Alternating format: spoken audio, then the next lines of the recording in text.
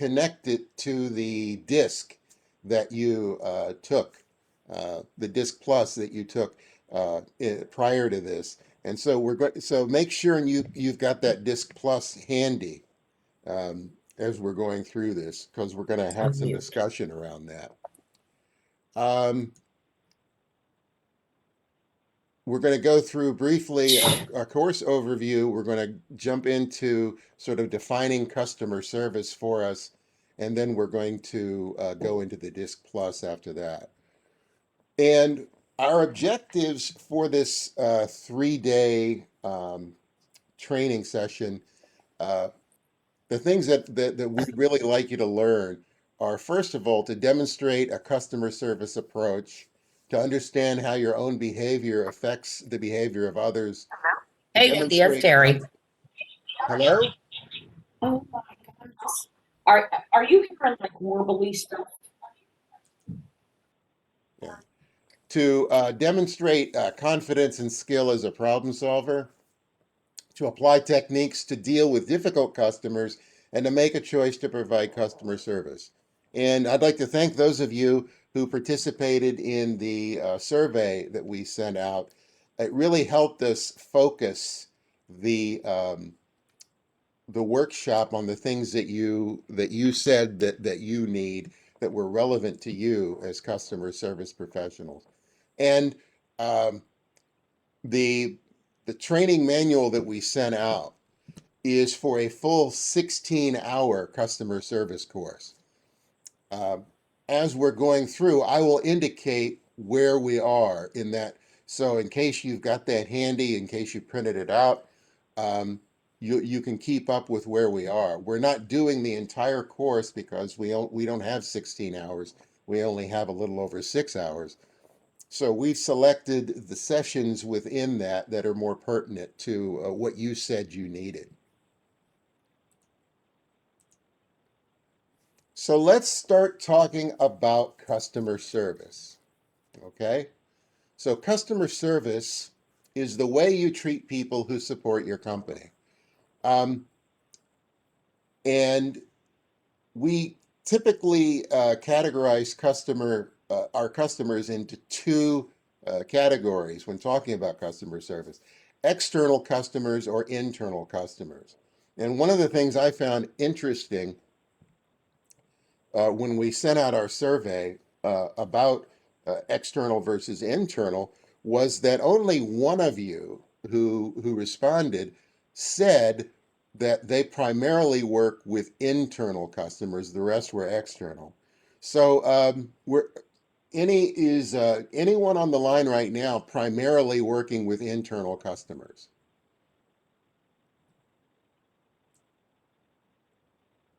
You can go ahead and speak up. Sandy, it's Karen Hamilton. Depending on which part of my job I'm doing, Yeah. as a coordinator in performance, the bulk of what I do is internal. I am starting to work with some of the young adult population, but that's in a limited capacity, but a majority of what I do is for SWIN staff. Okay, great. Does anybody else work with internal customers?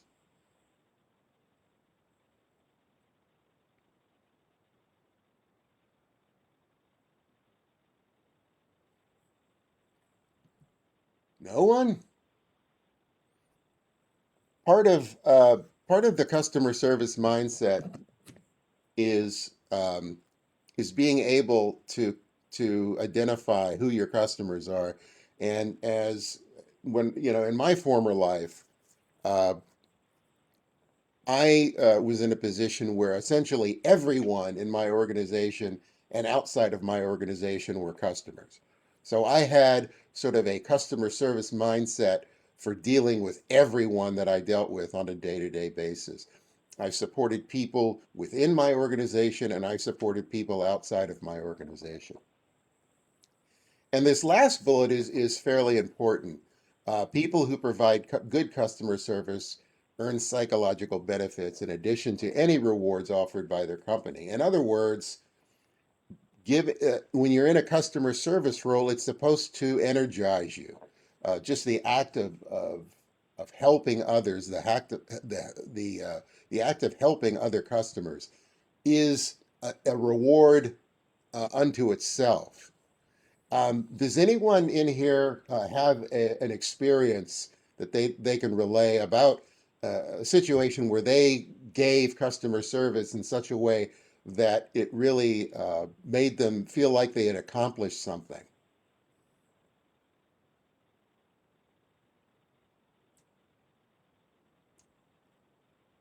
Okay, this is Denise. As you know, Hmm. we do work with in workforce, and a lot of the crossover is from unemployment. And when we're doing different things with the customer or the claimants and the staff has to deal with a lot of complaints that come from unemployment. And we do spend a lot of time listening, trying to help them through it, and forwarding any information that we can. And the best part of it is when they actually get a resolution and they notify us. Hmm. And so uh, is what you're saying that the resolution, you know, the bringing it to that point of resolution, uh, that's your goal. Is that sort of how you measure your success as in customer service? That, and also in addition to when it comes to helping a job seeker and they are able to obtain employment, we always say if you just get one, you've done a good thing. Hmm. Thank you, Denise. Thank you very much for that. Anyone else? Sandy, this is Alan. We had a really successful virtual hiring event yesterday. We had 10 employers and we had over 60 job seekers. So it was gratifying internally because of the hard work that our staff did to make that successful. And we partnered with the Maryland Department of Labor and all the hard work that they did to help us out to make it a successful event. And ultimately, hopefully, people found jobs and it helped service the employers who were recruiting and hopefully help people find jobs. Yeah, So it was a win-win all the way around. yeah, yeah. In the previous meeting here, you that was somebody brought that up. So you had this virtual event. Do you know if there were any connections made that led to jobs? We know there were a lot of connections that were made as to whether or not they led to jobs. Is something that we very rarely find out because sometimes it can be a very, very protracted process. And if it takes 2 or 3 weeks, many times the employers don't get back to us, and sometimes the job seekers don't get back to us. Hmm. But in some cases they do, and we've heard testimonials from folks who have found jobs. But by and large, the employers and the customers and the staff were well pleased with the way the event had played out yesterday. Okay, great. Anyone Sandy, if I else? might, Go ahead. this is Sharon. Hmm. If I might respond to Alan. Alan, I did have one of your customers who attended the event. She was very, very pleased, and she was very excited about getting her resume in for Terumo. Oh, good. The one thing, yeah, the one thing with her though, she started out being, I'm in a hurry, I got to get this done. This was really exciting. I want them to have this information today, except she just wasn't prepared to do what she needed to do with her resume. And I spent probably a good 40 minutes with her. And at the end, she actually said, because I walked her through step by step in building her resume. And in the end, she said, I'm so sorry that I sounded so grumpy, but this is so important to me. And I told her I understood, gave her my number. I said, call me back tomorrow afternoon. I have some free time between blah, blah, blah, blah. So it should be Oh, interesting to see if she calls back today. yeah, very definitely so. Thanks for that feedback. Appreciate it, Sharon. Yep, not a problem. For me, Sandy, it's Sure. Karen Hamilton again. It's more when I'm through my life doing customer service to a variety of different avenues. To me, it's in that moment. If that person has, you know, is able to voice whatever their concern is, that they walk away, whether it's literally walking away or, you know, leave the meeting with some sense of purpose or some sense of direction, next steps. Mhm. That's, you know, sometimes, you know, that have made a difference in the way they think about things, or that Mhm. they can go away feeling like they've accomplished whatever small goal it was, or that they just had a nice experience and that they, you know, will come back, whether it's, you know, in the, you know, whatever experience they're having, that they'll think positively about it and come back for more assistance, or talk, you know, word of mouth, talk positively about who, you know, whatever organization it is. You know, that's is, for me, is important. Yeah, I think one of the key things you said there was making a difference.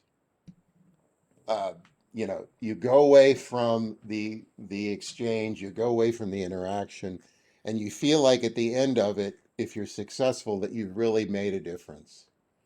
And I think that's a real key factor of the customer service experience when you're uh, when you're actually able to help them, and then at the end of it, you know that that what you did has made a difference. Um, we have all, by the same token, we've all experienced some not so favorable customer service interactions in the past. I uh, I was just part of one where involving my solar panels on my roof, where I'm having trouble uh, coordinating the removal of the panels and the replacement of my roof and the getting the panels back on. It's been very frustrating customer service situation that's been going on since June. And by the same token, you know, an unfavorable customer service experience can really ruin somebody's day. So, uh, keeping this in mind, what we want to do is sort of outline a um, a philosophy and a structure to customer service in this way. And I want to go through these one at a time. First of all, the first major critical element of customer service is having a customer service focus, and we're going to be talking about that here in a minute. What that means. Um, Also, that this focus is sort of defined within your organization and given life by the members of the organization.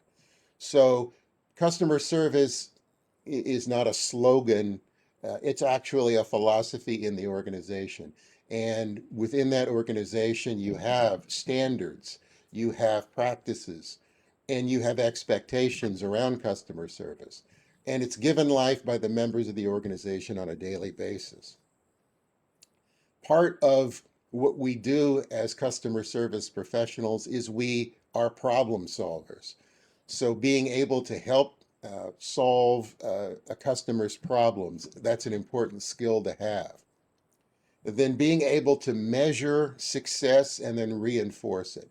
So across these 6 points here is sort of a general customer service philosophy. And this is what it takes to have a successful customer service mindset and a successful customer service approach in an organization.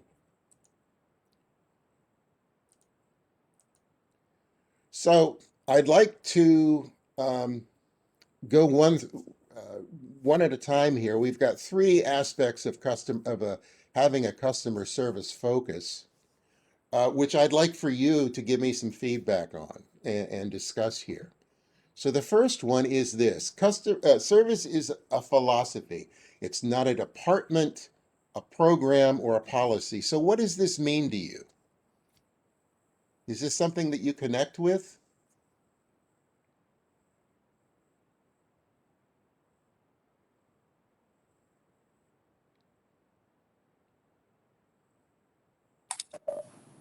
Sandy, it's Karen again.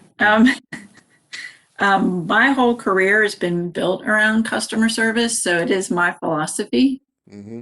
And It's something that I personally take pride in. I don't ever want to be the person that someone feels that I didn't listen, I didn't empathize, I didn't assist in, I'm not going to solve your problem for you, but I'm going to help you figure out how to solve it for yourself. I was an educator in education for 18 years, and that's kind of how I ran my classrooms. We're in this together, and if we can work together, we'll get something accomplished, whatever that goal may be. But it's either you have it, or you've gained it, but it's not something there's something some people don't have and can never seem to get. Because there's just it's work, but the customer service isn't easy. Yeah, you're correct. It's not easy. Uh, when we say it's not a department, what do we mean by that?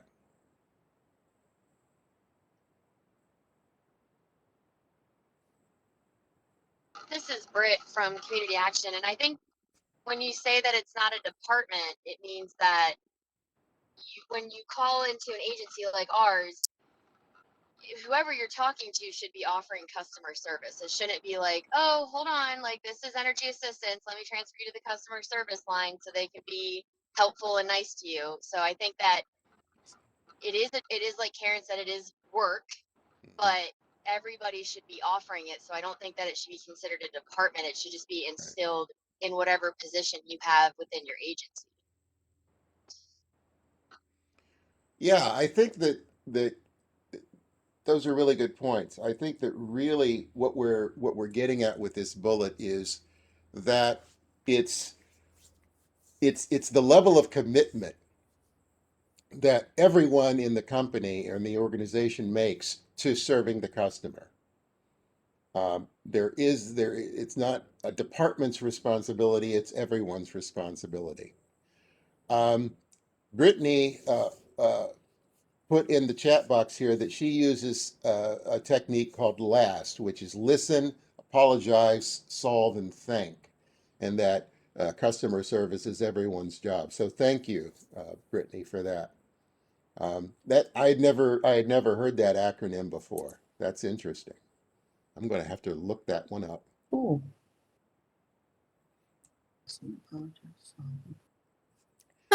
I'll have to look Pretty that cool. up and then steal it and put it in this training for the future.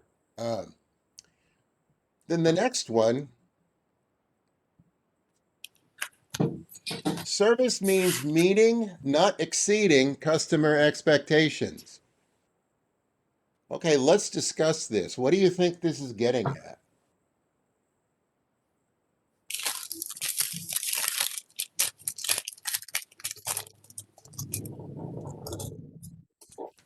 How many of you have ever heard the phrase under promise and over deliver?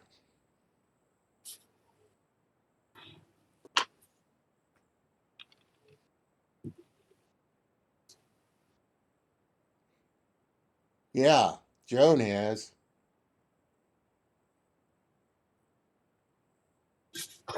What does that what does that mean? It's kind of an expectation setting Right. exercise. Um, is there a what's the downside to that philosophy?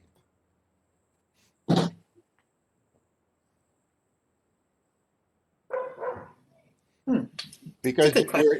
if customer service means meeting and not exceeding expectations, um, and we've been taught that under promise and over deliver as a philosophy, um, they're butting heads. So what's the downside to under promising and over delivering?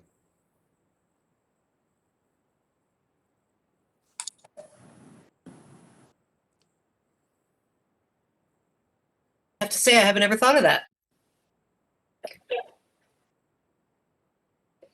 Sandy, this is Alan. When I think of service means meeting, I think of a consistency factor that Mhm. the service is going to be there continuously.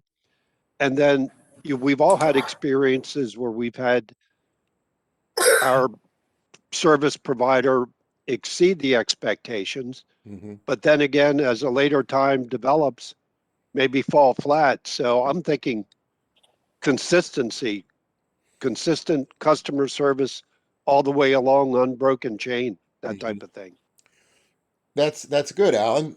Consistency. I think that's sort of the what's behind this philosophy is that, having a certain standard and then consistently meeting that standard.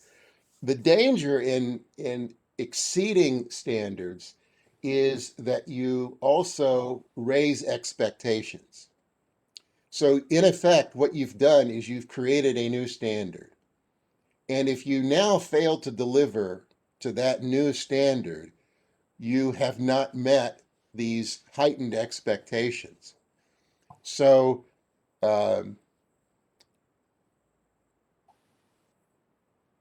coming up with this level of customer service that you can consistently deliver and meet expectations is extremely important as part of an overall philosophy.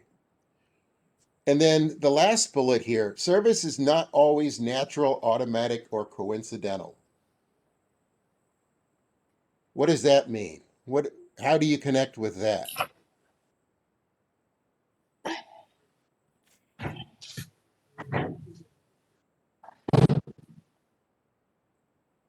Are you in customer service mode 24/7? Yes. Was that a yes? I say yes. Okay. Yeah, Jamie says she is.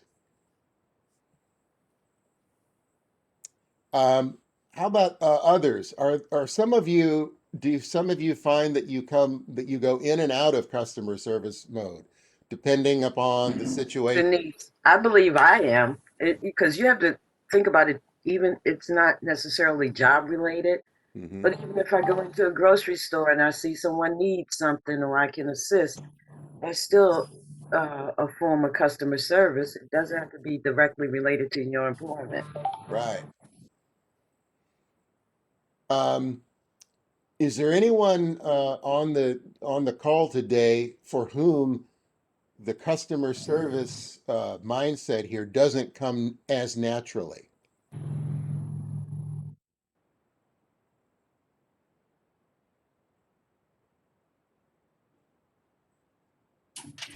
I don't Cindy, know I if just think it anybody's, goes back to, I'm sorry, it goes back to the basics of just treating other people as the way you want to be treated. Hmm. Um, so I think that's why it is easier to be in a customer service mode all the time. Hmm. Whether or not it comes natural, if that's your philosophy of treating others the way you want to be treated, then it is. It's natural that way. So I don't think it's not natural. I think that coming from a perspective of somebody who has gravitated towards customer service roles and who do that on a daily basis, that it does tend to come naturally because it's who you are. It's part of who you are. But also realize that it does not come naturally for everyone.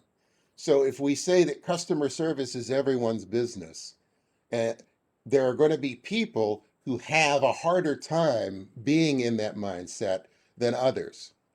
And if it comes easily for you, great. But keep in mind that it's not a natural function for everyone. There have been times when I when having a customer service mindset has been very difficult for me. Uh, there are times when I feel like the what's really needed at the time is at odds with what I should be doing as to provide great customer service. Um, can I just say something, Sandy? I yeah. think I was triggered by the word coincidental. Mhm. And what that means to me is that your environment is set up to be supportive of customer service. So it's almost like it happens regardless of whether you're in the mood to be customer centric or not. Hmm. And so there's it's almost a different component than mindset. It's how easy is it for you to be customer centric? Yeah, I like that. That's you know, the whole coincidental thing. You know, natural, automatic, or coincidental. Coincidental was the one that I was having the hardest time, you know, verbalizing, and I think you did a very good job of that. And another thing is the pandemic has changed the face of customer service. Like our industry, one of the things I enjoy most about being in, workforce development was when you could talk to like I used to do a lot of seminars. I used to do, and the most important part of that was making that personal connection. And in a virtual world, yeah, we can see each other or you can talk on the phone, but body language is a huge piece of it. So you can gauge if, sometimes it's hard to gauge body language on a screen. Hmm. Absolutely. And to piggyback off of that, People do get and feedback. all day long trying to gauge people's body language as to, are you getting through? Do they understand? Are you reaching them at the level that they need to be reached at? And it's exhausting. I mean, it's pandemic world, if nothing else, has made us a group of exhausted people trying to give good customer service. And Hmm. sometimes it's a way in a prayer because you just, you don't know. Yeah, you're right. No, if you're not able to be in person, it takes away sort of a dimension of your communication. You know, the visual aspect of it. You can't read the body signals that you're used to. Go ahead, Denise. I was going to say, and also in addition to that, you don't get immediate feedback.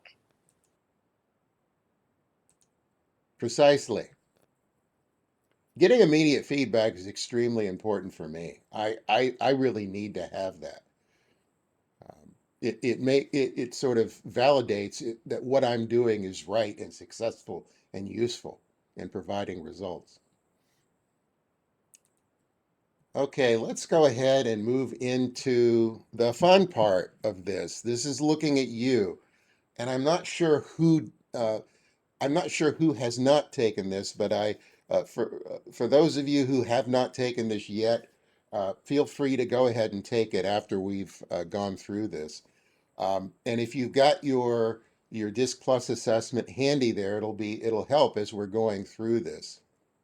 But I want to key off of this idea that it doesn't come naturally for everyone, um, because your personality and your temperament drive your natural customer service approach. And so it really helps to have sort of a self-awareness of your customer service approach relative to how others do it based on who they are. And I use personality assessments a whole lot. I use them primarily to drive self-awareness. And I gave you the Disc Plus, which is two components of the full Advanced Insights uh, suite that I use. And I use this to help you get deep insight into your strengths and blind spots. And it also provides you a complete guide for professional development. Um, so I want to go through very briefly how the Disc Plus works. Um, so if you're referring to your report, this is on page 2 of your disc of the report. This is looking at DISC, and DISC is a behavioral assessment.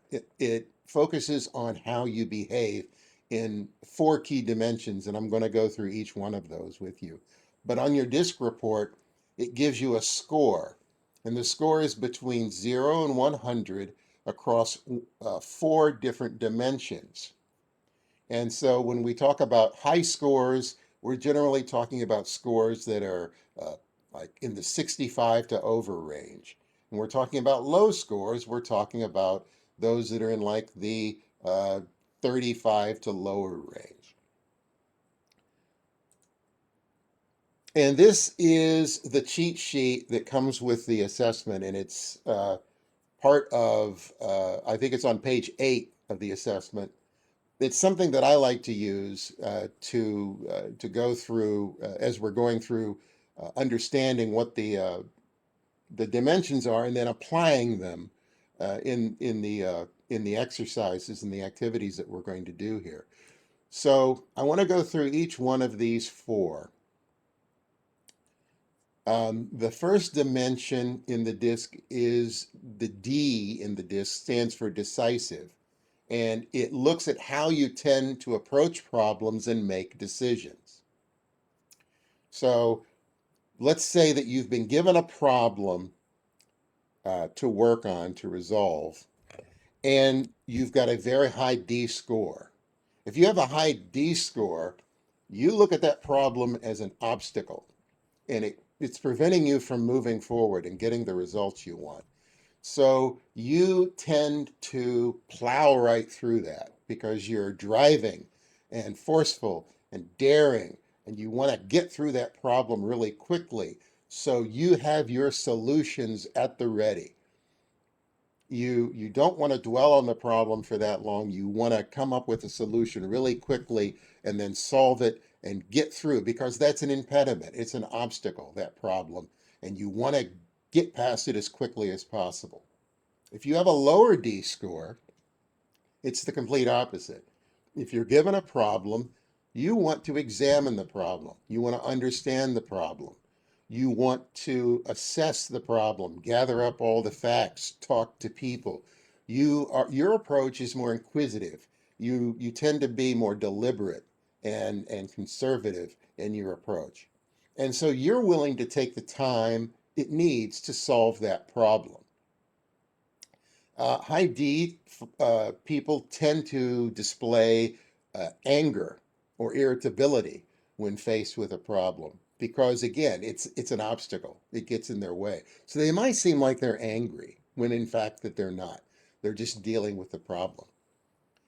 The second dimension is interactive, and this is how you tend to interact with others and share opinions. We would associate this with more the idea of extroverted versus introverted. So a person who's very high I is gregarious and persuasive and inspiring. If you're in a meeting with a high I, you will know it because they're the first ones to talk. They will probably be making small talk before the meeting. Um, they freely interact verbally with others. They like to be in situations where they get to interact with people a whole lot. At the other end of the spectrum, people with a lower I score are more reflective and reserved and introspective. If you're in a meeting with somebody with a low I score, you might not even hear them during the meeting because they're listening, they're taking it all in. And after they leave the meeting, they might process it, and then you might hear something from them after that. Then the third dimension is stabilizing. The S is stabilizing. And this is how you tend to pace things in your environment. People with a high S score are more patient and predictable and passive. They prefer things to go at a slower pace. People with a high S score or a low S score are more active and restless, and they would prefer things to go at a much faster pace. There are a couple of other things that come from the S that I think are very important, especially in a discussion of customer service. One of them is that high S people tend to like to be on a team. They like to work with others closely in a team environment. And this team environment is collaborative, and the people get along, and there's a sense of harmony in that team. The lower S score people are more more likely to thrive on their own independently in a more competitive environment where there's not a whole lot of cooperation. Um, so think of it as, those three factors: pace, team, and harmony. And then the fourth dimension is the C, stands for cautious. It's your preference for established protocols and standards. People with a high C tend to be very perfectionist, very quality focused, very detail oriented, systematic, analytical. They like plans and procedures and SOPs and things that they could, processes. They're very process oriented. People with a lower C score are more independent and dynamic. And as a result, they don't need a whole lot of structure. It's the difference between an accountant, maybe as a high C, and a mountain climber as a low C. And this gives you sort of an overview. And I recommend that you use this as a cheat sheet as we're going through our activities here. One of the good things about using the Disc Plus is that it aligns with careers really, really well. There are actually career benchmarks that I have that are associated with the results of these assessments. So this is a DISC score from somebody who I've coached in the past. And so first of all, what can you tell me about this person's behaviors just from what you see here? They have a high S and a high C. And what do you think they do for a living? So first of all, what can you tell me about their behaviors? Since they have a high S, what do you know about them? You can use your cheat sheet.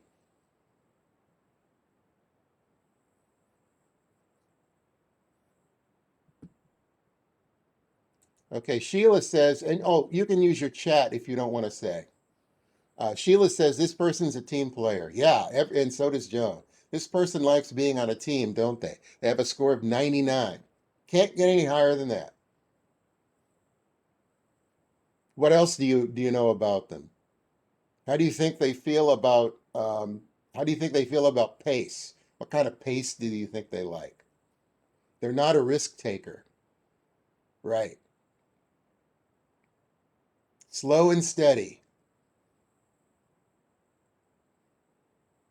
What about that high C? Very cautious. What about that high C?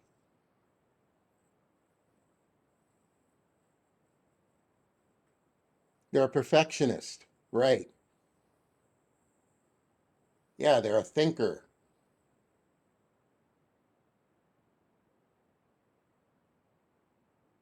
What else? They're very by the book. Okay. Well, based on this, what do you think they do for a living?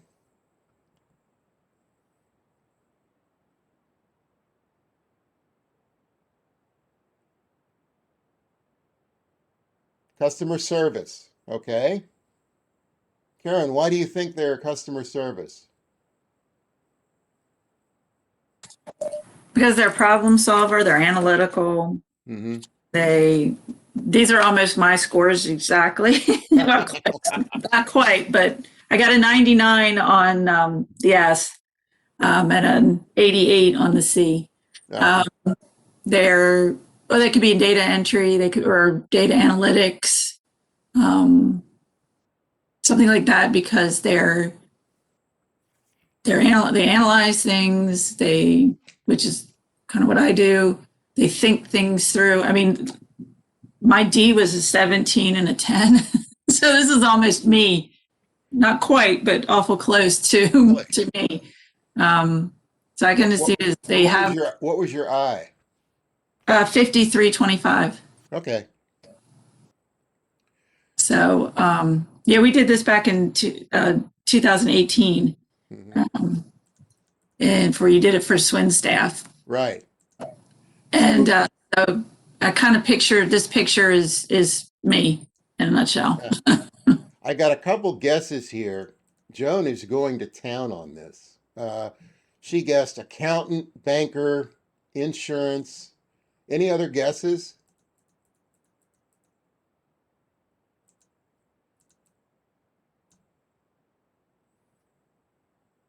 Computer tech, secretary. Um, all of you are hitting on something. You know, the wide variety of different jobs are coming up here. It's very difficult to determine what somebody is based on just one personality assessment, or in this case, behaviors. Rose says medical. Joan says not an entrepreneur. That's that's very good. Uh, but So let me go over this, emphasizing the two highs here. The high S, they're patient and they're predictable and they're passive and they're tend to like things slow paced. They like a low conflict team environment. They're team players. And with the high C, they're very cautious and they're perfectionist. They're systematic. They're very quality focused and they have a heavy reliance on procedure.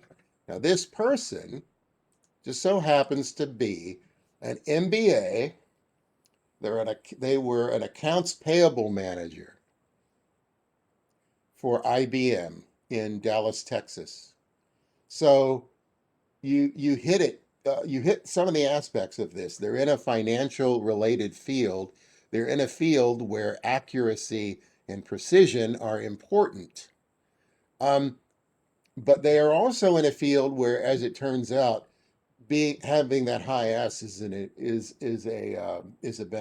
a benefactor because they are in a team environment and they do need to have that team that really gets along and works together well. And it was especially important for this individual because in the job they were in, the he was in a terrible toxic team environment, and he couldn't stand it, and it was that high S that was really getting in the way there.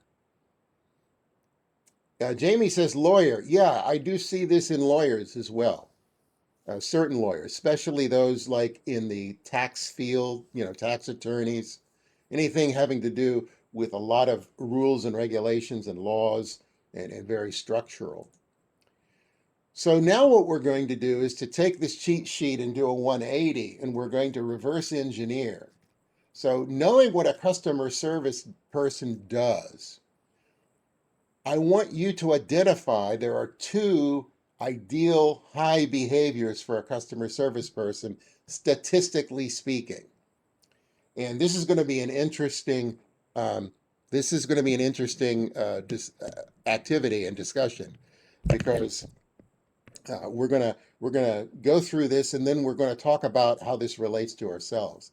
So I want you can use the chat, pick two of these, either the high D, the high I, the high S, and the high C. Pick two of them and tell me which two for an ideal customer service person should be high.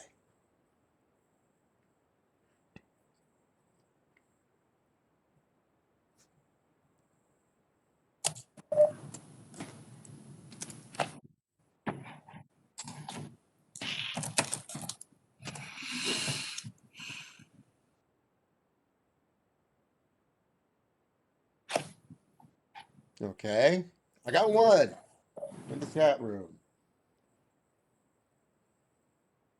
You can say it, you can type it, whichever. Ooh, I'm getting lots of different answers. That's good.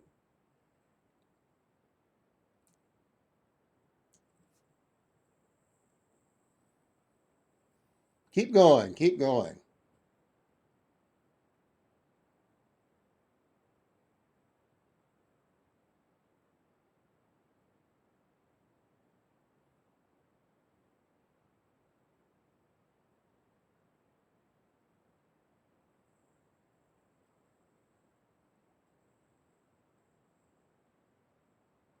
What do you think, Karen? Ah, I and C, I and S. We've got almost every combination here. I'm trying to see if there is something that's consistent. If there is one consistent, most people are picking I. But then we have people picking S, we have people picking C and D. One person picked a D.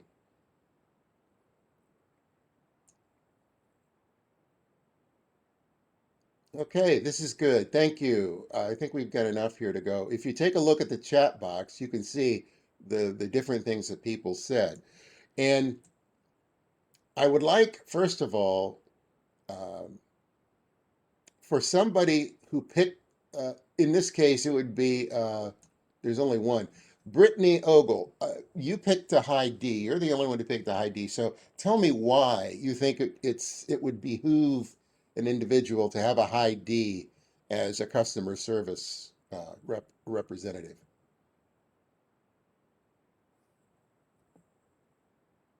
I think I put S and C.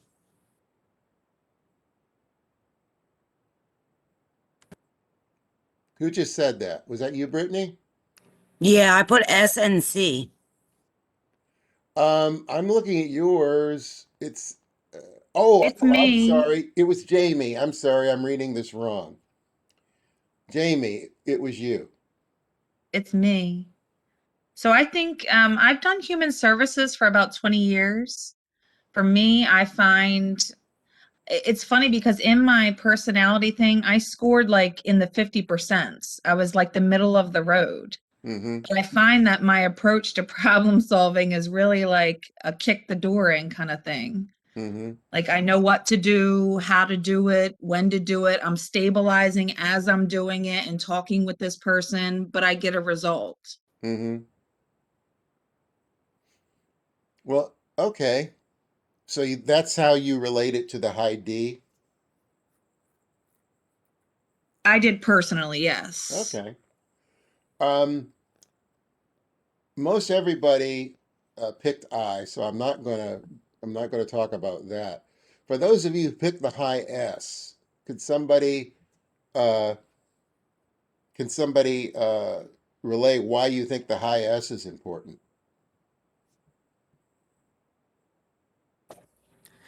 Just because you have to be very patient Yep. in customer service, just being patient enough to just listen. And yeah, that's why I picked that.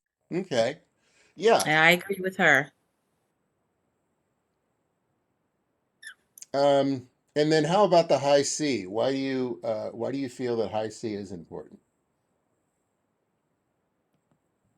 This is Alan. I think someone should be orderly. I think that's a Mhm. part of the high C. Right? Okay.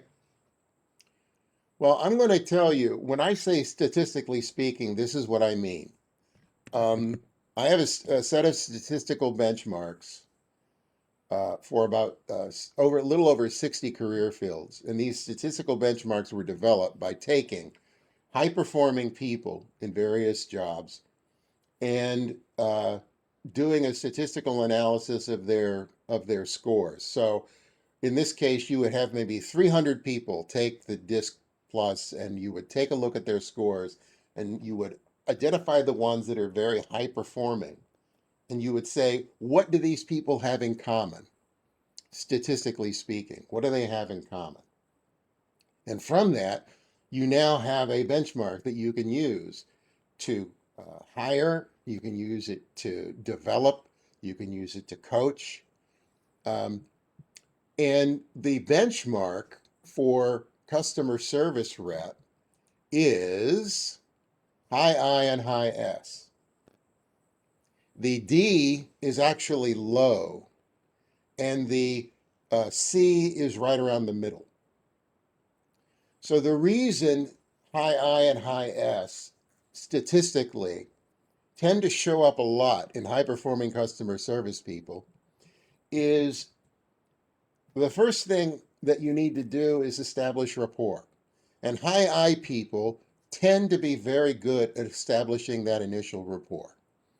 So you establish rapport with the individual, you connect with them, And you are able to now have a more successful interaction with them because of that rapport. Um, and then secondly, the high S.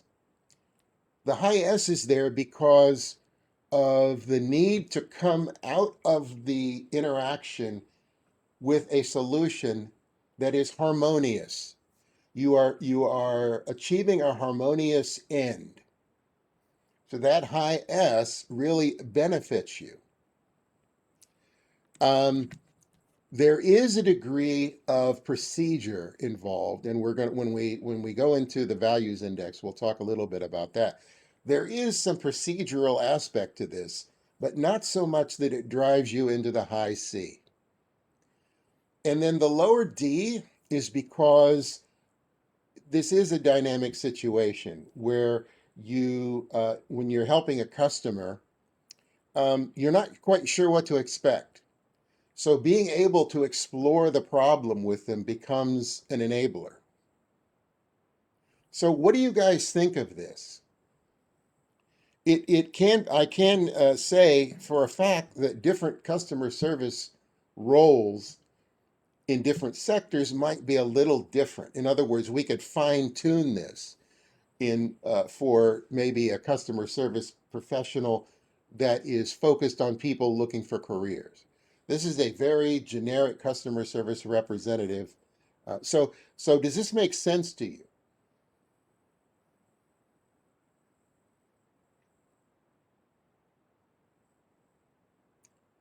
Does this make sense to you? Sandy asked everyone.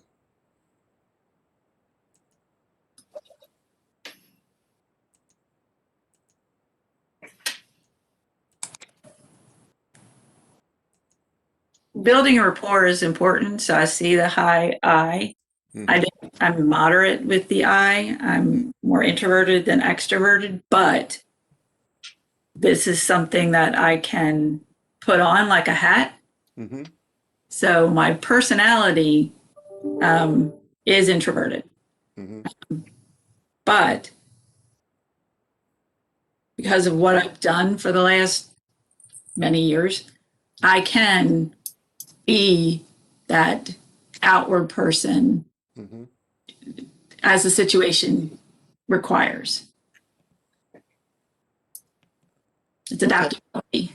Right. And just for your benefit, there is I think it's on page 9 of your disc report. There is what I call the kite chart, which shows how the 4 dimensions interact. And if you look at that, you'll see that the high I would pull you more towards extroversion, but the high S pulls you more towards introversion. So this indicates that there is something of a balance at work here in the individual for having the high I and high S together.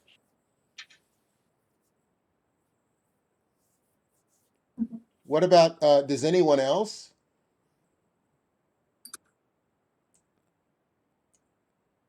Okay, Denise says, I believe this changes throughout your life. I would say, with regard to behaviors, I would tend to agree. It doesn't change that fast, but behaviors, as a rule, are developed based on your life experiences. So let's say that you were immersed in a role. For some of you, over time, this role could have a profound impact on how you behave. And over time, you might see that there is some changes that occur. If you take this assessment today and then you would take it in a week, I wouldn't expect there to be much change unless you made a deliberate attempt to answer the questions differently. Um, but in this case, I would say that, yeah, this can change over time. And as a rule, I believe that behaviors are the things that are most pliable, most likely to change over time, as opposed to how you think. How you think is based more on your cognitive, processes, your brain itself, the neuroscience behind that. How you think is more dictated by you know, the neurons and things that are there, the pathways, the neural pathways. I wouldn't expect those to change very, very much over time, but behaviors definitely, because your behaviors are influenced by your environment, by the others that you interact with. And I guarantee you, I behave differently now than I did, 20 years ago or 40 years ago. Okay, so you're getting the gist of how this works. Um, Now I want to move on to the second part of it, which is the values index. So the values index is the part of this assessment that deals with the things that drive and motivate you. So that's why it's called values. It's the things that are more associated with what's important to you. And people tend to like this because it talks about the things that are important to you, the things that you're really passionate about. And the values index summary is on page 3 of your report. What we have here is a scale similar to the DISC in that it scores between 0 and 100. And you also have the bars, the different colored bars. So it looks very much like the disc. The main difference is this has this box, this little gray box sitting somewhere on the scale.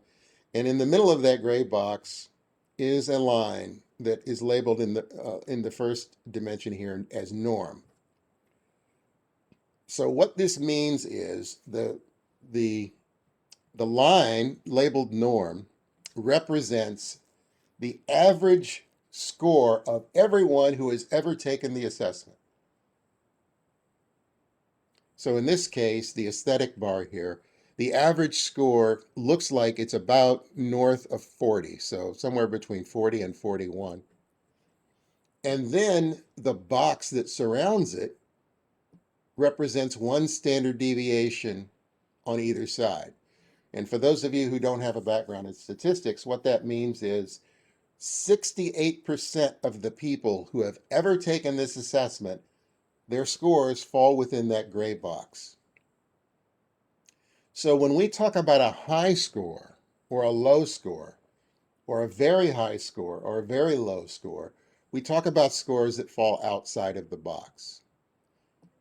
So this person has high aesthetic, high individualistic, high altruistic, and high theoretical.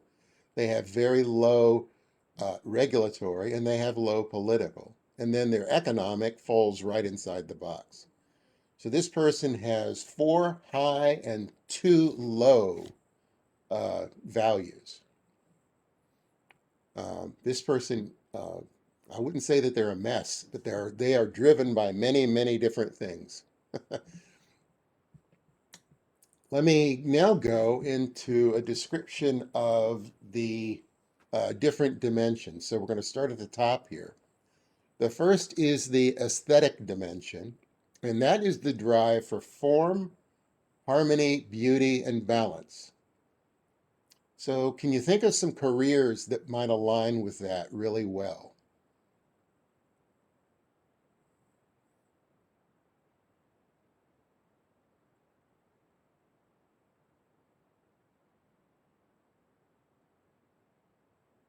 Graphic designer, that's good. Art teacher, good. Landscaper, architect, model, musician. Yeah, you guys are really hitting them. Interior designer. Anything where there's like a form and visual balance and stuff like that. So anything related to design. Arts, music, drama. Another thing about the aesthetic that is interesting that I find as it relates to careers is that people with a high aesthetic also like to have balance within themselves. So work-life balance becomes very important to somebody with a high aesthetic. And what I typically see are people with a high aesthetic attracted to situations where they can go to work, be focused on work from 9 to 5 or whenever, and then when it's quitting time, they go home and they don't think about work until the next day. So you can think about some jobs where that is virtually impossible. Those situations would stress out somebody with a high aesthetic. Um, Given that, if you wanted to reward somebody who has high aesthetic, what would be a one way that you could reward them that really aligns with that high aesthetic drive? If work-life balance is important.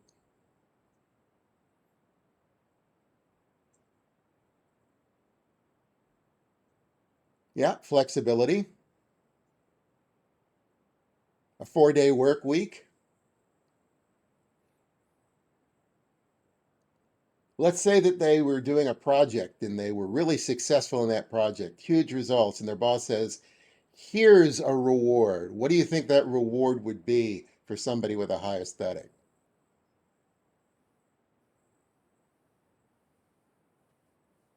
A day off. Awesome. That's it. Give them that day off. A trip to the Bahamas. Now you're getting it. Now let's look at the next one, which is economic. So this is sort of a very different, a different drive here. This is the uh, drive for money. In other words, I want to make money. I want to be rewarded with money. I want to achieve practical results and return on investment. Um, and as a result, I might gravitate toward careers where money is involved in the career itself.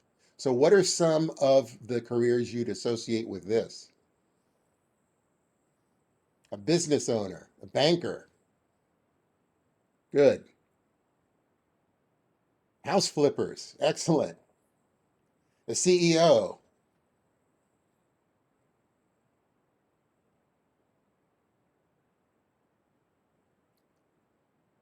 Who else? What other type of jobs?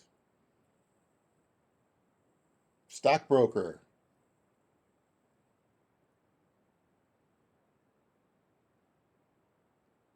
Yeah, we tend to associate the economic with just, the reward, but also it's, just working with money, um, and the things around that, like the investment manager. So the investment manager is returned on th is interested in things like return on investment.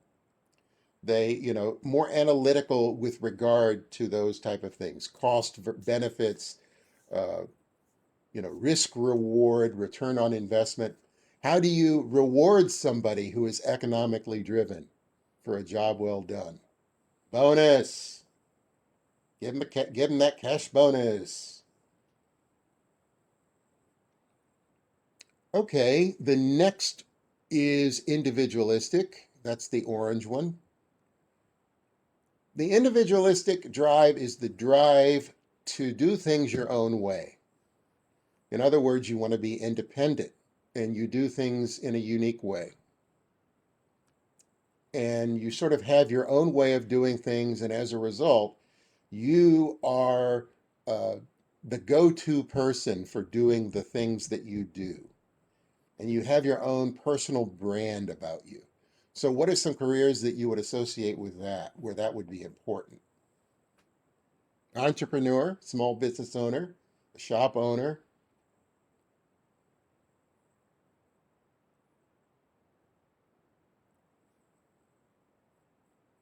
What are some other things?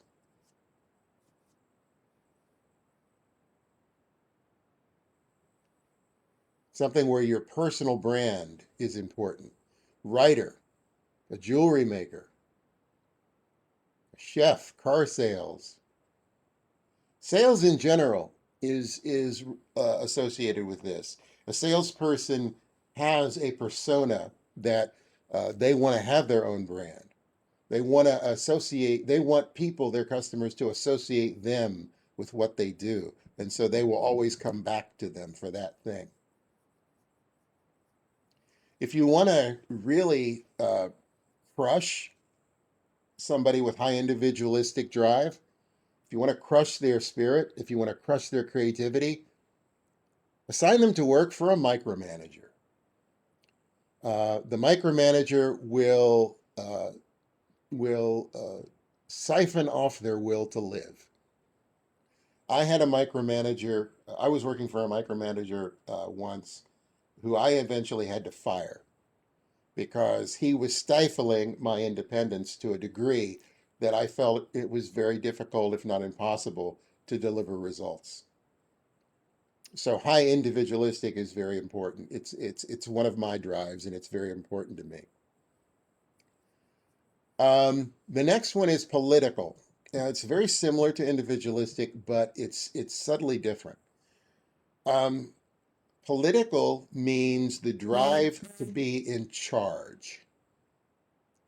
So you tend to want to control things. You want to have power and influence, all right? You want to be the boss. The buck stops here. So what are some careers you'd associate with that?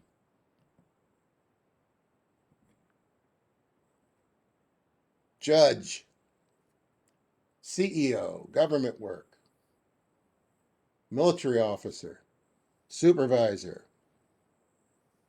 manager, president. Yeah, anything managerial related.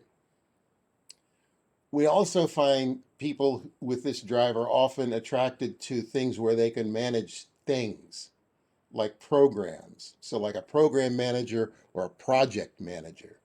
So they're managing every aspect, they're controlling the entire process around that.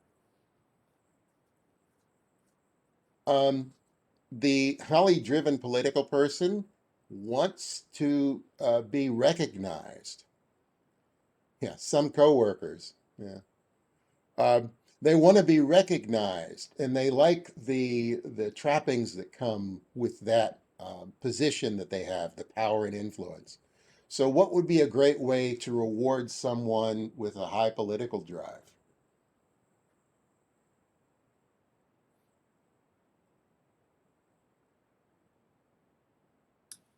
Power. Power, a promotion, praise, more power, corporate recognition. Give them the corner office. Give them the parking space near the front door with a sign on it. It says reserved for Joan.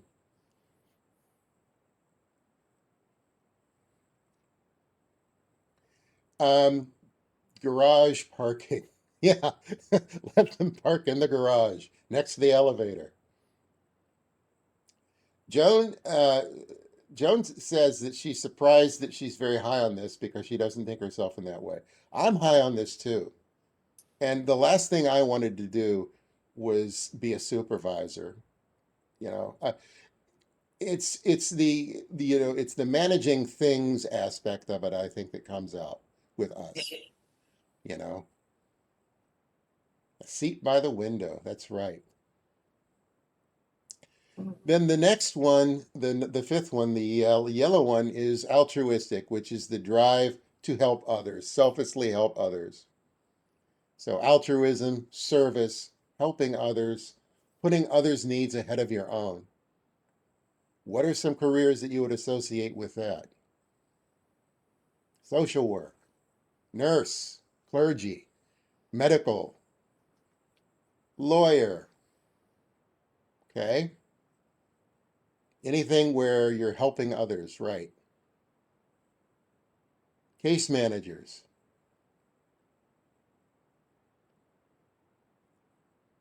There are some other careers that clock in under this that you might not expect, like a coach or a teacher, social services, realtor, police officers. If you're on the arresting end of a police officer, you might not feel that way. Caretaker, mentor. Good.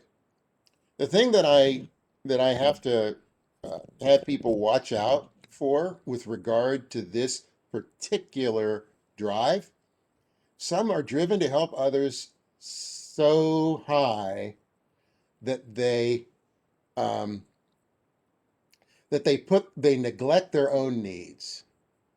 They're putting others' needs ahead of theirs to such an extent that they're neglecting their own needs. So as a result, over time, it can be a real stressor. So getting that balance back to where you're helping others, but also making sure that your own needs are, yeah, burnout. Joan says she feels guilty. Um, this reminds me of something where I had administered this to one of my networking groups, and there was one person, they were a realtor, who got their scores, and they had the lower altruistic as well. And she said, I don't understand this. I do all sorts of volunteer work. I do volunteer work. I help others. Why is my score so low? And I said, well, it doesn't, the values index doesn't look at what you do or how you do things. It looks at why. So when you say you do volunteer work, why do you do volunteer work? And she thought for a moment and then said, very sheepishly, to get leads. And it was sort of a revelation for her, because understanding that you can have an altruistic outcome with something and get there through a different passion. In her case, she was driven by economic. She was driven to help others by her economic drive, because through helping others, she also is able to get the word out that, hey, I'm a realtor. And now that I've helped you, maybe you will look favorably upon me when it's time to sell your house.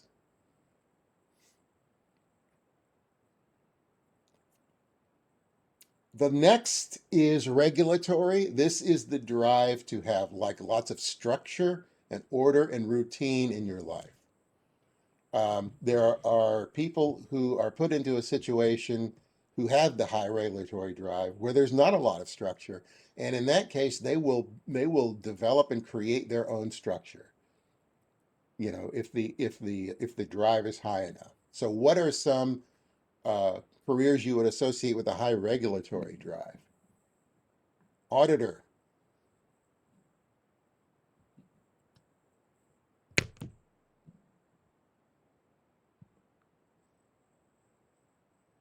Lots here. Inspector, police, daycare worker. What else? Tax preparer. Teacher. Lawyer. I once coached somebody who had a high regulatory drive, who was a nurse, and um, she used to be a floor nurse, but now she had taken a job in an emergency room. And her high regulatory drive was having her seek um, like routine. She wanted to have a daily routine. And as a floor nurse, you can establish that, but not in the ER. In the ER, you don't know what to expect. It's a different challenge every day. It's a different level of, it's a different velocity every day. You're going fast. There might be an emergency. What happens if there's a bus wreck and 50 people come in? So that was uh, driving this huge stress in her because she couldn't, satisfy her need for that structure. The last is theoretical, and this is the drive to learn. So to accumulate knowledge and understanding. A lot of times people with a high theoretical drive will learn for the sake of learning. Okay, so what are some careers that you would associate with this? professor, researcher, librarian, scientist. Good.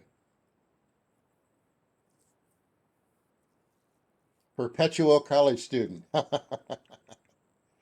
Yeah, there are people who accumulate degrees out there.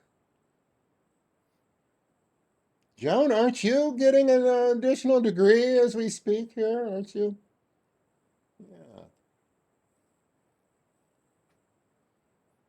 Yeah.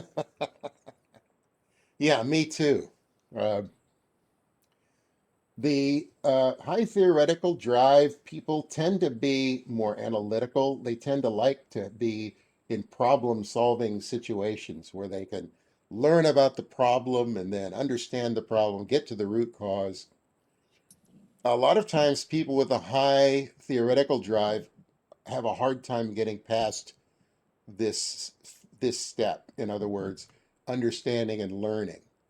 And we call this paralysis by analysis.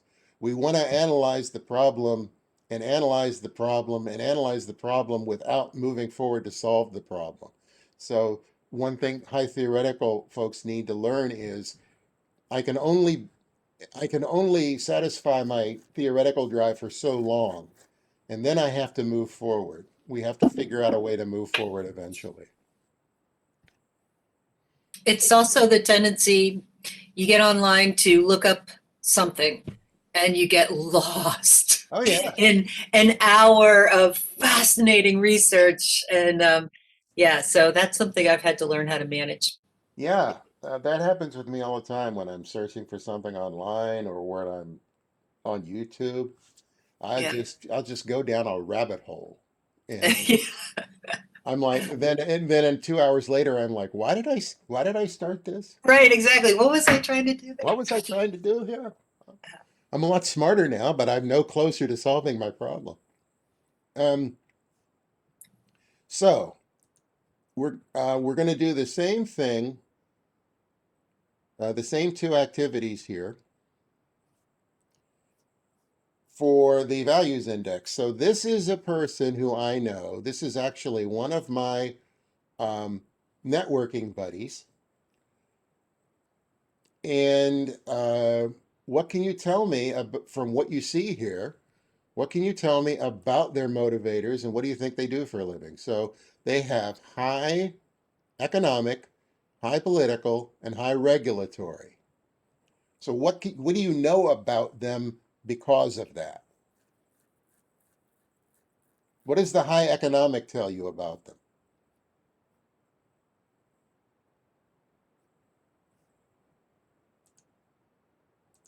They're motivated by money. That's correct.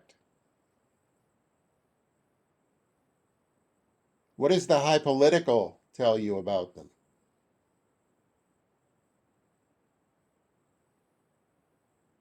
Mover and a shaker. What else?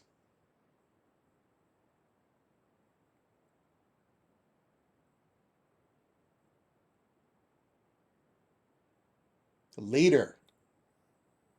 Yeah, they want to be in charge, don't they? What about that high regulatory?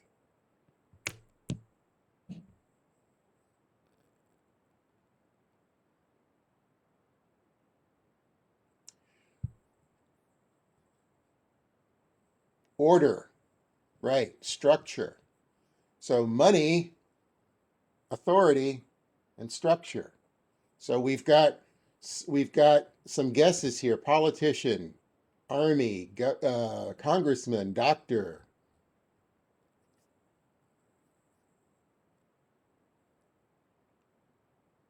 What are some other guesses for this person? What do they do for a living?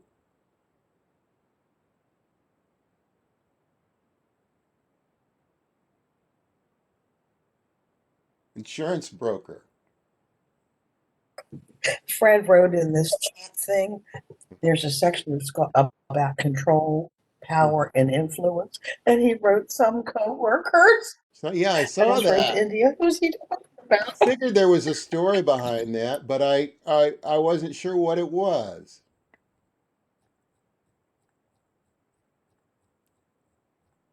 CEO, business owner. One of these guesses is very warm.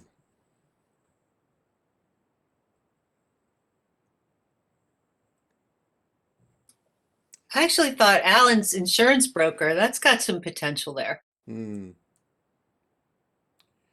let's go ahead and talk about them. So because they have the high economic, they like making money. They probably work in a financial environment. They enjoy things like return on investment, cost benefits, risk reward. The high political, they like to be in charge. They're competitive. They like to control the situation. High regulatory, they like to work in a structured environment with rules and regulations and laws. They tend to do things in a tried and true way. Now, what this person does for a living is they're a financial manager in a large investment firm.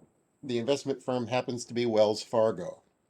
They are in charge of managing large client investment portfolios. So if a company with a pension fund comes to him and says, we want you to manage our pension fund, he will invest the money for them and manage it on a daily basis to make sure that they're getting the highest rate of return. He'll help them make decisions on where the money should be invested, et cetera, et cetera, et cetera, et cetera. So hopefully you can see that that's exactly the type of career that this person would thrive in. It's economically it's a very economic position. He also gets paid very well for what he does. So he's got that going for it. He is able to manage things. He's managing client portfolios. He's also a vice president, as it stands. And the stock market, it's a very regulated environment. So he has to deal with rules and regulations and procedures on a daily basis. So when you look at the two together, the disk and the values, if you have that information, you can now start to fine tune this. You can really get a better guess on what people can do when you look at two of them together. Let's do the same thing that we did for the disc regarding customer service. I'm going to give you a hint here. There are 3 ideal high motivators for customer service rep. So I want you to pick 3 of them. You can put it in the chat box. You can abbreviate if you want, if you don't want to type everything out. Only Sandy knows what the 3 are. Can you guess what the 3 are?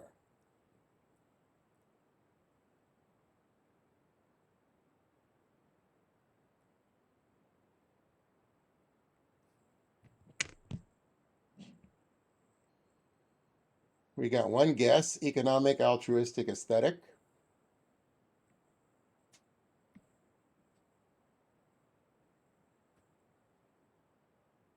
I would give you the crutch of just putting the first letter, but there are 2 A's there, so you can't do that.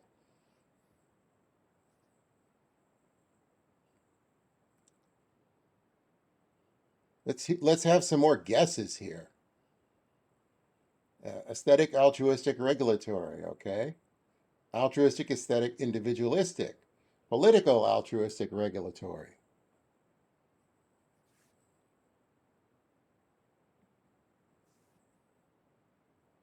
Individualistic, altruistic, theoretical. Aesthetic, individualistic, regulatory. Economic, regulatory, theoretical. Man, we're all over the map here. That's good.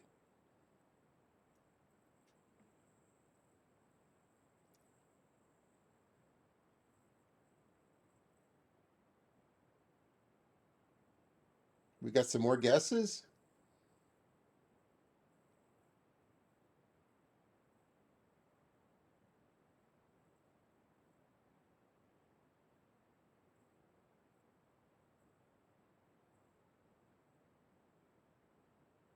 Altruistic, theoretical, individualistic.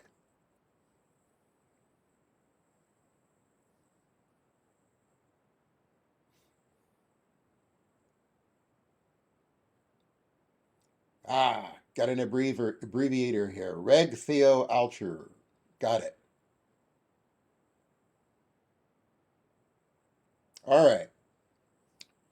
Let's start looking at some of your answers here. First of all, just about everyone said altruistic.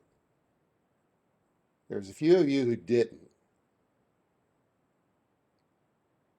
So for those of you who, somebody who picked altruistic, tell me why.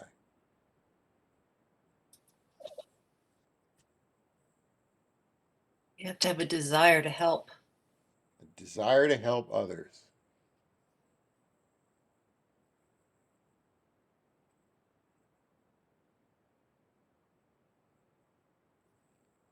For those of you who picked individualistic, why did you pick individualistic?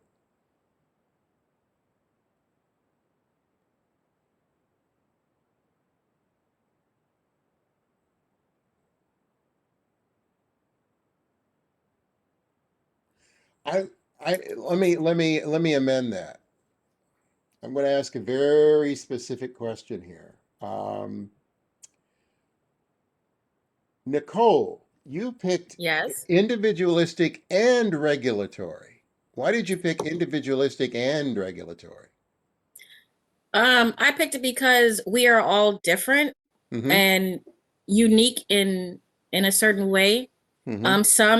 Some do some of us are independent.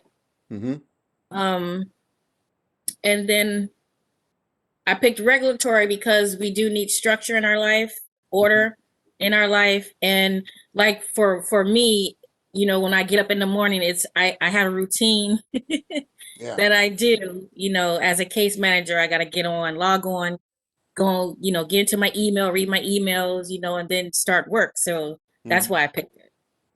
Yeah. I just want to make a point here regarding what I see when I'm administering this. Some of these I rarely see together, and two of them that I rarely see together in a person is high individualistic and high regulatory. Now, why might that be?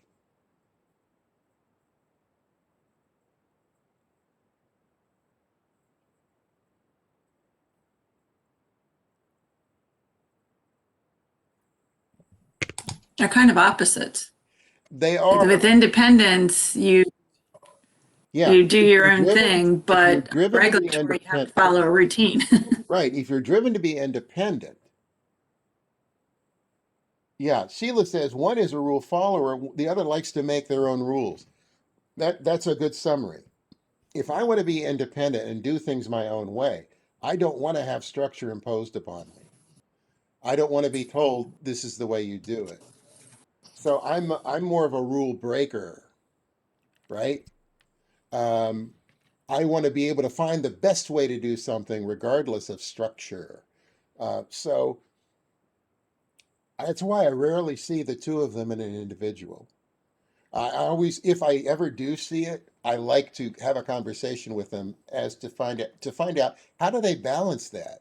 How does that manifest itself in them?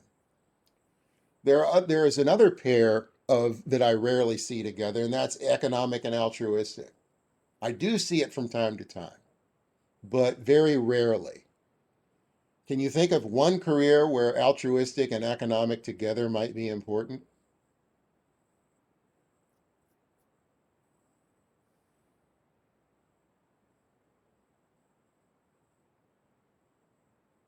Because there is one, at least one. Oh, fundraiser.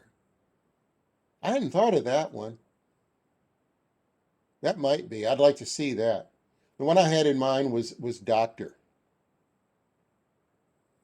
The doctor cares for others, but they also are rewarded very lucratively for what they do. So, where was I? Okay.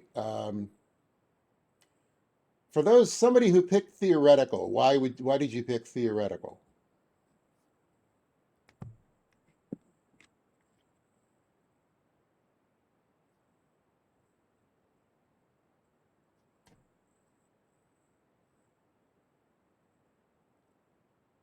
Alan picked theoretical.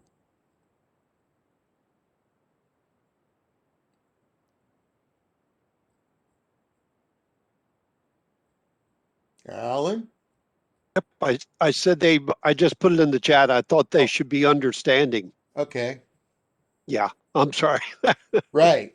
Yeah. I'm still with you. Okay. Gotcha. Okay.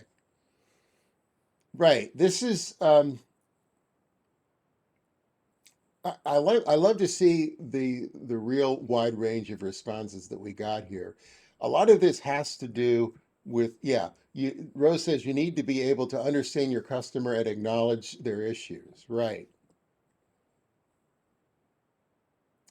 So I'm going to tell you now what the benchmark is. Again, this is statistical benchmarks. You can view this as these are the three things that are most important. It doesn't mean that another motivator can't be there, because I've seen how the benchmarks work in practical terms. So uh, as long as the three motivators are there, if there's a fourth motivator in play with an individual, generally, and if that motivator doesn't get in the way, um, it's not a big deal. The three are aesthetic, altruistic, and regulatory. All right. Altruistic, as we said, it's because you're helping others. So we like to see that high altruistic drive, the drive to help others. That's why you're there. Aesthetic, in that you are trying to, again, reach the harmonious conclusion. So you are trying to create sort of a balance. You're trying to create a harmonious conclusion with your client. And then regulatory, this is where the confusion comes between the high C and the high regulatory, because they're not the same. As you'll remember, maybe I said that we look for a moderate C in an individual, but now we're saying we're looking for a high regulatory, because the customer service role does have a degree of structure to it. You've been with some individual, if you've called like customer support, a lot of times the customer support agent will walk you through a procedure to collect information and to ask you, have you tried this? Have you tried this? Have you tried this? Have you tried this? So a lot of customer service roles are very procedural. So that's why we see this. Your customer service role might not be as procedural as others that are out there. So what do you think of this? Can you see this? Why is there not high theoretical? Because again, high theoretical, the having a theoretical drive is fine, but what we're saying here is it's not necessary. When we looked at the behaviors, that low D drives you to explore things, and so you have to have a high enough theoretical to help explore the problem with your client, but you also are under time constraints generally. You can't be there working with the client all the time. So the higher the theoretical drive, the more you want to explore the problem. Think about somebody, a customer service person whose goal is it to get through, maybe they have a quota. They have to go through X number of customers per day. They need to be able to go through that procedure and do the best that they can, acknowledging that they have a lot of other customers to tend to. So what do you think of this benchmark? How well do you think this applies to what we do? I think that's the real question.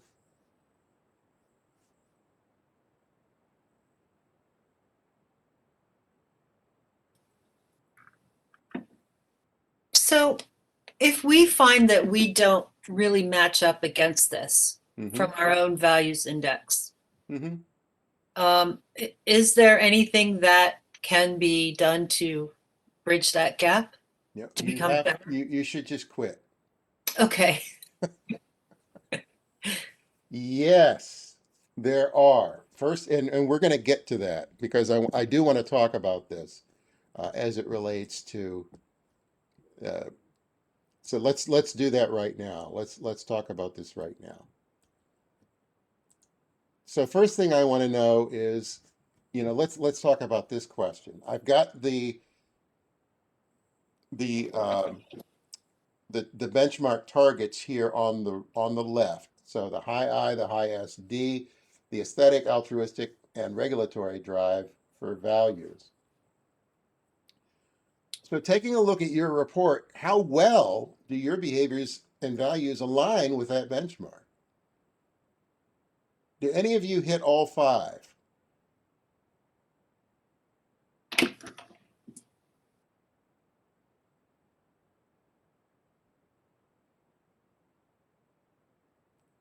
Count through the ones that you hit and just tell me, I hit 4 of the 5 or 3 of the 5 or whatever.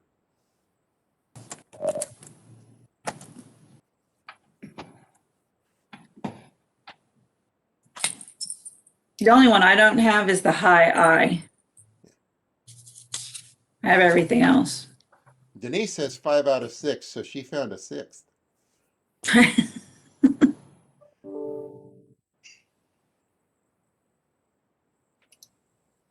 So I was above 50 on both I and S, but pretty low on altruistic and regulatory.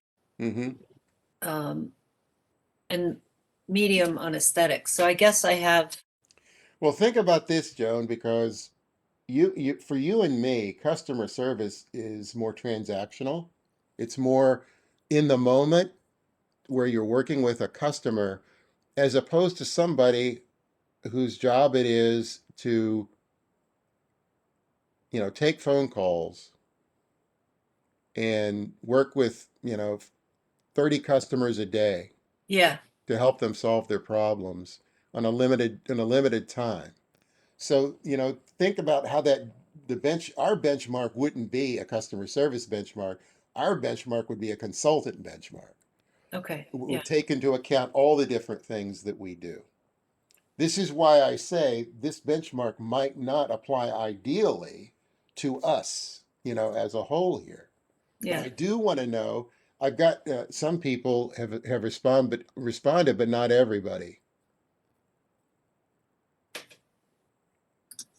Who else? Go ahead and put it in the box. By the way, this is not a report card. This is not a test.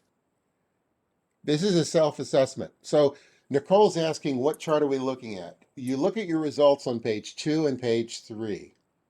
And, okay, Joan, thanks. On page 2 and page 3, you look at your DISC results and you look at your values results. So I'm asking you, how closely do your results align with this benchmark? Do you have a high I and a high S? Do you have high aesthetic, altruistic, and regulatory? So some people are saying I have 4 of the 5.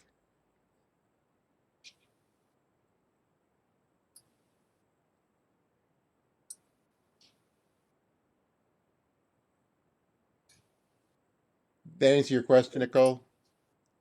So you have 2 out of the 3 on page 3, Nicole? Okay, what about on page 2?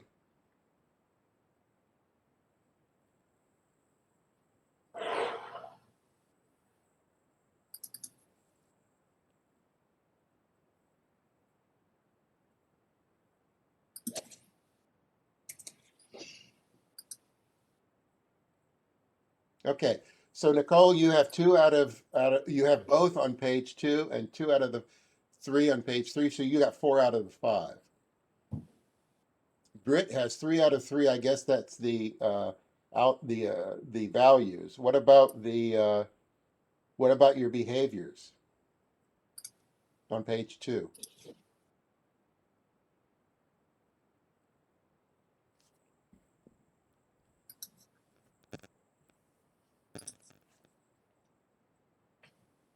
I mean, what I'm seeing here is very consistent.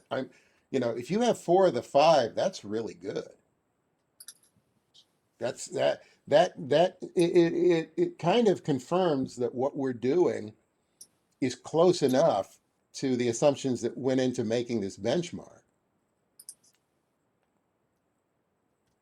I think that there might be some subtle differences. 4 out of 5 total for Brittany Ogle. Is there something that surprises you about the benchmark that you wouldn't expect to have been there in such a way that maybe it's something that I don't align with personally that I'm kind of surprised with?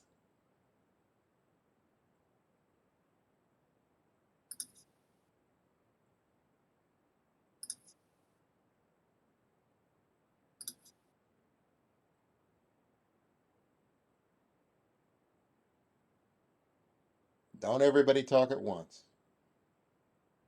Joan had to leave us because she has another meeting.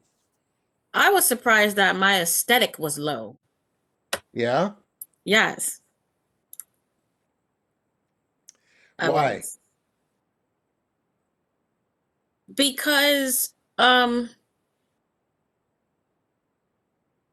to me, I feel as though I'm an artistic person, Mm-hmm.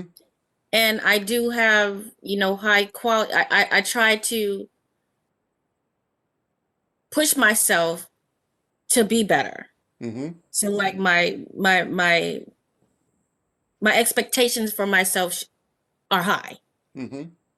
So I was confused. I was like, okay, I guess I don't know. I don't know what that means. Okay. Let But me try to let's frame this a little differently. okay. Think about your need for work-life balance. Do you tend to think about your clients all the time? No. Okay. To be When you're honest with you, though. Only when I'm working. only when you're working, you don't think about them when Yes. you go home? No. Okay. Um, yeah. So a lot of times, if you'd like, what we can do, one of the things that I'd be happy to do, and I'll send this out, if you want to schedule like a one-on-one with me where we go over your results in detail, Okay. that'll help us get to the root of things like that. Okay. Thank you. Denise says that she was surprised she didn't score higher with economic. Can you elaborate, Denise? Well, basically because it says that that's a team player and I put others' needs before me. And that's just who I am. I'm Right. both. I work well in a team. I wait Mm-hmm. for any input anybody else has. And like with staff, I'm always concerned about how they're doing, even if we teleworking. I made every Friday I send out something that says Happy Friday. Mm-hmm. So that kind of hurt my feelings. Well, let's back up a minute. You associate those things with the high economic, It says you're a team player and may put others' needs before self. right? And I'm both. Okay. But it didn't score very high. But no, I'm sorry. And now I understand the confusion. It's telling you for the score that you got what that score means. It's not telling you that a high economic score would be associated with that. For somebody with a high economic score, what it says there would be very different. It would say that you're not a team player. It would say that Oh, you seek financial gain. It's giving you an explanation for your score. So that sounds like it aligns with you because you have high altruism, right? I sure do. Okay. So that's consistent. It's consistent with high altruism and low economic. What does it say about your altruism? 73. I mean, what is the little You statement? have a very high sincerity factor and a high empathy for others' needs. Okay. And that goes along with what it says about your economic score, doesn't it? I read it wrong. Okay. All right. Okay, I'm good. I'm glad we were able to clear that up. Yes, thank you. Then Sheila says that she was surprised that her theoretical was low. Went back to school as an adult and got her degree and loved school. I thought about teaching.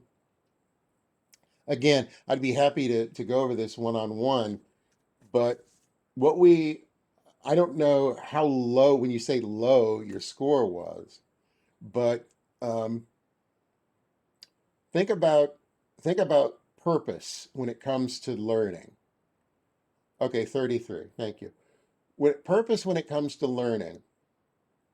I learn for the sake of learning at the very top end. If you're looking at for the lower end, think about it as I learn, but I learn for the practical application. So unless there is a purpose for me learning, I will not, I will not, invest all that much energy. So the question then becomes is why did you go back to school as an adult to get your degree? Was there a purpose for that? Or did you just get your degree for the sake of getting a degree?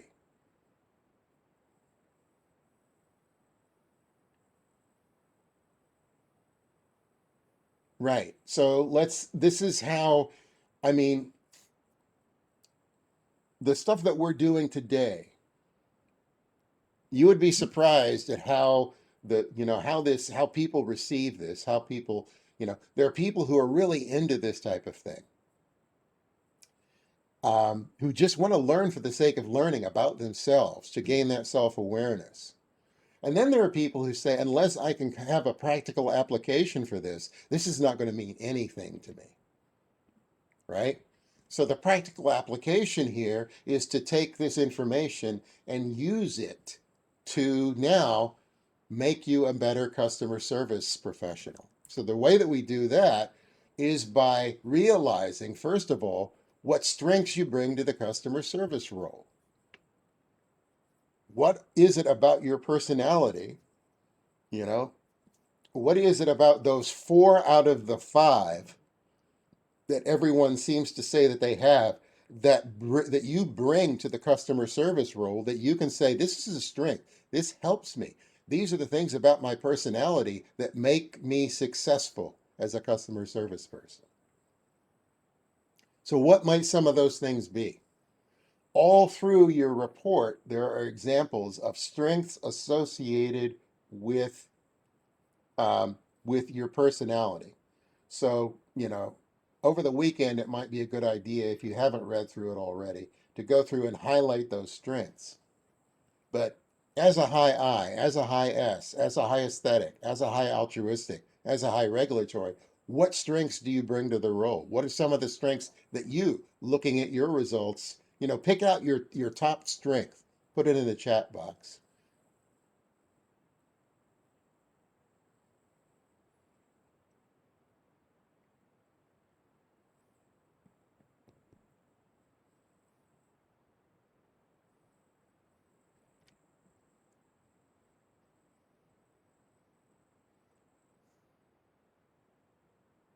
Yeah, you can, high S, you can calm people who are upset, right?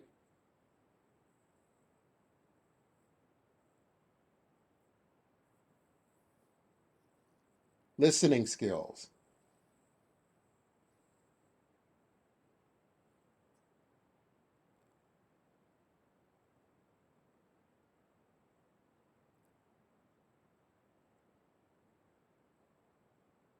What else? What are some other things? Think about the things that we associated with those high scores, like building rapport. Um,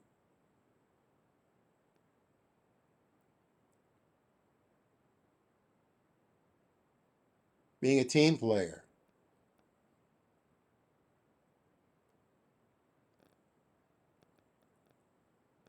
Yeah, managing your emotions so that you appear to be, you're setting an example to be calm and cool. And even though on the inside you might be dealing with certain things, to the outside, you're presenting somebody who's in control of the situation. Empathy, that's a huge one. The ability to put yourself in the other person's shoes.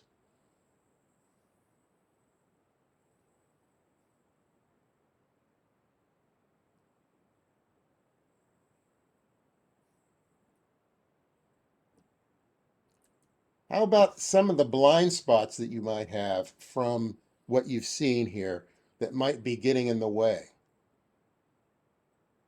This one might be a little harder because you guys mostly hit 4 of the 5, right?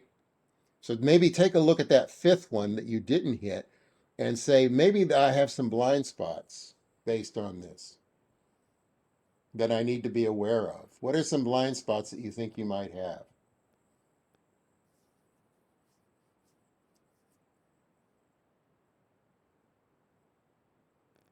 Taking work home and thinking about customers all the time. Oh, yeah, that can be huge.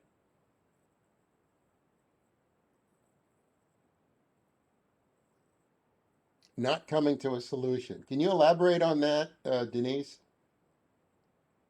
When you work with someone and you do everything that you can do, and when it's all said and done, you just can't get a solution. Mm-hmm. And then you mean the way that that makes you feel? Yeah, basically, it would be a blind spot to me because I've just like Jamie says, you kick the door down, you do everything they need to do, Mm-hmm. and if you don't have a solution, you feel like you missed something. Right. And Sheila says, as a team player, sometimes I don't want to be the only one to make a decision. Sheila, are you put in a position where you have to make a decision frequently? No, not really, but I used to be a secretary, so sometimes I like to be told what to do rather than tell other people what to do, or Right. that makes. Right.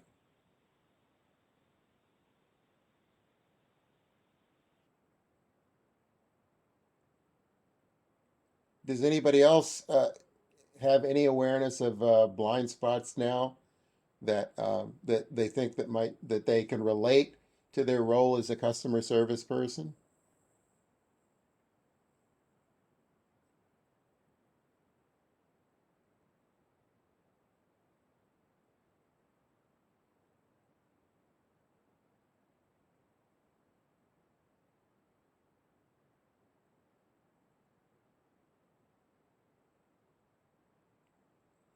Let me tell you one of my blind spots because, something that Joan and I were talking about. Neither Joan and I have high regulatory, and we are not very procedurally oriented. Um, so one of my blind spots, because I am high theoretical, is that I do tend to make the analysis part of it the emphasis. And so I will analyze and analyze and analyze and analyze. And although I'm aware that it's time that we have to put an end to this and move forward, it's where my energy lies. I find that I lose energy when at a certain point. If I think that we found the problem and the solution, helping others, through that solution now becomes something that drains me a bit. I want to move on to the next problem at some point. So that it's the long-term interaction, the long-term, making sure that everything is working and all that over time is what really drains me. So the extended interaction. I am much more comfortable with like limited engagement, where we go in, we do the analysis, we come up with a plan to move forward, and then we move on to the next problem. So that's a real blind spot with me.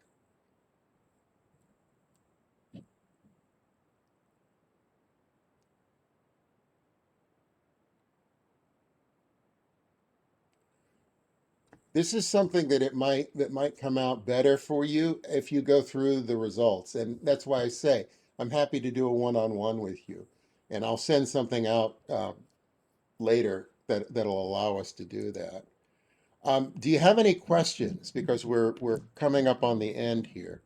Do you have any questions about what we've covered today? Any questions at all?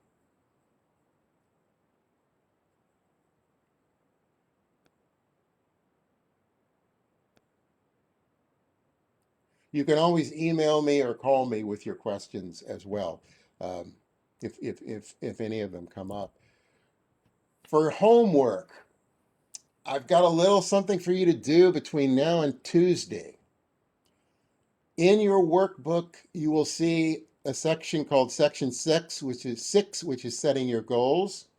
And since we didn't have enough time in our schedule to go through this as a classroom activity, I wanted to let you guys do this as a homework activity. We did a version of this last year in our strategic thinking training, and it went over really well. And I think that this is another good sort of self-awareness exercise. As you'll go through, this is sort of a guided development section in here on setting your goals. It'll ask you to identify your values, define your values, write a vision, come up with sort of a vision for yourself as a customer service person, identify your dreams, and then develop your goals from that. And we won't go through the entire section next week. I will take some time to sort of debrief this, and so that you can talk about your results. And if there are no more questions, this is what we're going to be doing on day 2. We're going to be going through session 3, who are your customers, session 4, meeting expectations. We'll go over your homework, and then section 9, communication skills, and then session 11, dealing with difficult customers. We'll start that conversation. So again, I will ask one more time, questions? And when is day 2? On Tuesday at 9 o'clock, I will send out the meeting invitation for that, probably over the weekend. Okay. Also, if you're really interested in it, like I said, we're not going to be covering every session in your student manual. Feel free to go ahead and go through the sessions that we're not covering. So in this case, we're not doing 7, we're not doing 5, we're not doing 8, we're not doing 10. So feel free to read through those and do the activities in there. Okay, well, let me get out of the screen share here.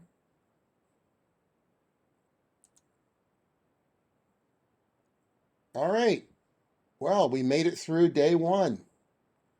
Again, send me your questions, email me, call me. Other than that, have a great weekend. Good job, Sandy. Thank you. Thank you. You guys have a great weekend. I'll see you next Tuesday. Okay.